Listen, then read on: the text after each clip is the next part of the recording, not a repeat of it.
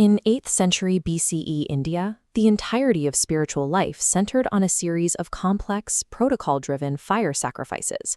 These rituals required immense material resources. Patrons provided thousands of cattle and massive stockpiles of grain, while arrays of specialized priests managed the precise geometry of the altar. The entire social landscape organized itself around these public displays.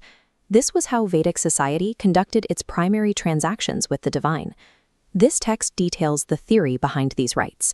Priests were not just praying, they were attempting to map a vast web of relations across the cosmos. By mastering these hidden connections, the elite could secure wealth, prestige, and power in the physical world. But inside the Bṛhadāraṇyaka Upanishad, we find records of a growing tension. Sages began to question if a physical performance alone could ever be sufficient. They began to strip the ritual down to its principles, asking what actually constitutes a sacrifice and what defines the true nature of an action. If the universe is a web of hidden connections, a larger fire pit might not be the answer.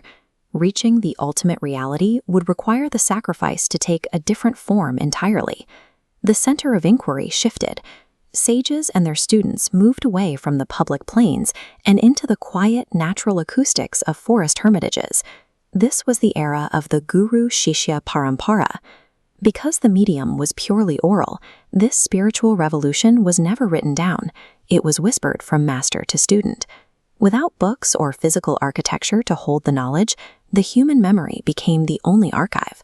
This constraint forced a radical compression of the philosophy. To survive across generations, vast cosmic insights had to be distilled into short, potent verses that a student could carry anywhere. The forest environment stripped away the material wealth of the plains. The sages were left with nothing but the mind and the breath, forcing them to locate the power of the cosmos within themselves. The early sages did not abandon the fire sacrifice. Instead, they moved the altar inside the human body. The Chāndogya Upanishad explains how the 3 traditional household fires became internally constituted. The external ritual was replaced by a specific mode of psychological contemplation. Later, the philosopher Shankaracharya argued that once the nature of reality is understood, the need for any external ritual disappears. In this context, karma referred specifically to ritual action. Shankaracharya maintained that for the enlightened mind, these actions provided no further benefit. Modern historians see this as a democratization of spiritual power. It effectively removed the requirement for an elite priesthood to act as intermediaries. By shifting the bandhus, those hidden connections, from physical objects to mental equivalences, the ultimate truth became accessible to anyone capable of disciplined thought. The site of the sacrifice had moved. The internal structure of human consciousness had become the new altar. The sages now faced an entirely new problem: how to hold the weight of an entirely internalized universe without losing its meaning. Their solution was a final distillation of all their inquiry into a few irreducible sentences, the Mahāvākyas, or Great Declarations. Tradition identifies 4 classical Mahāvākyas. These serve as the foundational axioms for the entire Upanishadic system. Centuries after their oral origin, these phrases were finally committed to physical text, carved into palm leaf manuscripts in isolated hermitages. In these Sanskrit verses, the density is obvious.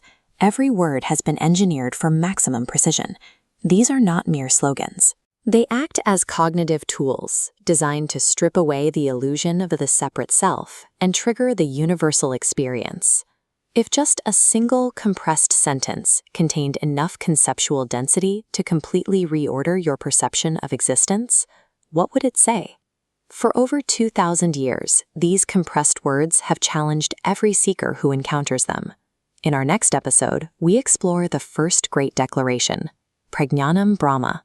Consciousness is Brahman.